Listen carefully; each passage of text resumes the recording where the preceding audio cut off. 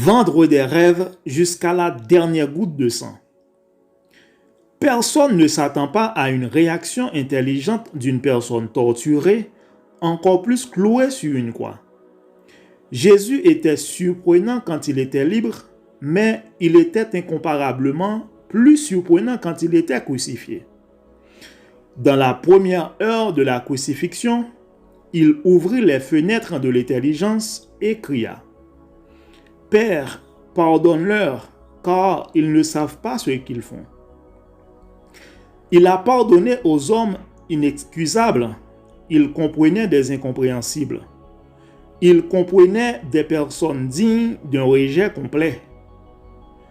L'un des voleurs à côté de lui a entendu cette phrase et a été étonné.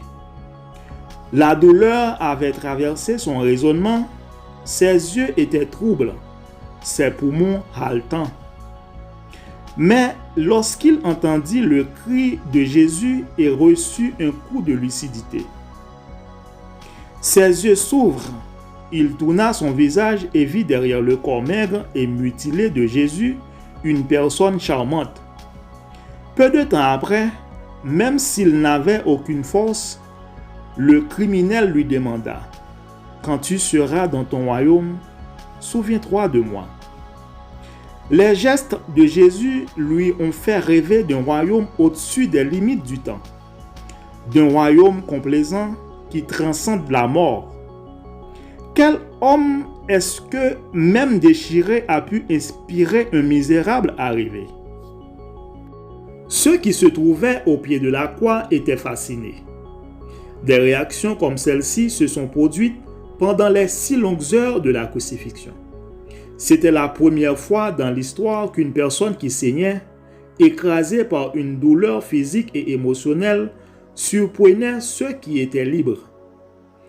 Quand Jésus a pris le dernier souffle, le chef de la garde romaine chargé d'exécuter la condamnation de Pilate a dit : « C'était vraiment le Fils de Dieu. » Il a vu au-delà des parenthèses du temps. Il a vu la sagesse transmise par un homme mutilé sur la croix. De nombreux politiciens et intellectuels sont incapables d'influencer les gens avec leurs idées, même s'ils sont libres de débattre de ce qu'ils pensent. Mais le maître des maîtres a brisé les fondements de la science en emmenant les gens à naviguer dans le monde des rêves alors que toutes ces cellules mouraient. Eh bien, Augustin, Francisco de Assis, Thomas d'Aquin, Spinoza, Hegel, Abraham Lincoln, Martin Luther King et des milliers de personnes de différentes religions, y compris des non-chrétiens, ont été influencés par lui. Ils ont entendu la voix inaudible de ses rêves.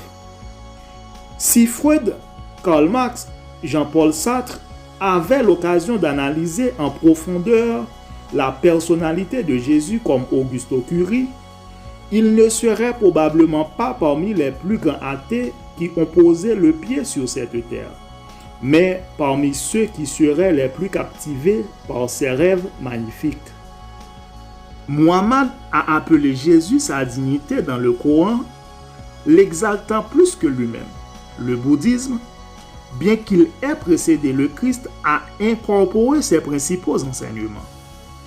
Sri Ramakrishna, l'un des plus grands chefs spirituels de l'Inde, on avoue qu'à partir de 1874, il a été profondément influencé par les enseignements de Jésus-Christ. Le territoire conscient et inconscient de Gandhi a également été travaillé par ses pensées.